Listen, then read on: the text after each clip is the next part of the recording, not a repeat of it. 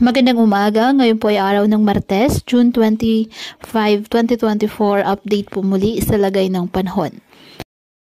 Ayon sa Pag-asa, easterlies ang nakakapekto sa eastern section ng Southern Luzon, Visayas at Mindanao.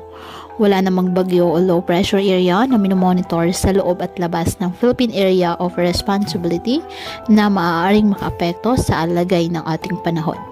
Ngayong araw ang Bicol Region, Quezon, Romblon, Central Visayas, Eastern Visayas, Northern Mindanao, Caraga at Davao Region asahan na maulap na halangitan na may kalat-kalat na pag-ulan at thunderstorms dahil sa nasabing easterlies. Ang nalalabing bahagi ng ating bansa kasama na po ang Metro Manila, bahagyang maulap hanggang sa maulap na halangitan with isolated rain showers or thunderstorms dahil po sa localized thunderstorms.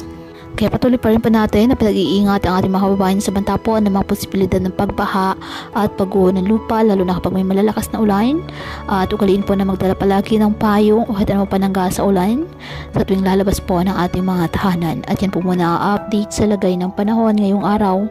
Muli patuloy po tayo na mag-ingat at palaging tandaan, God loves you. Stay safe and God bless.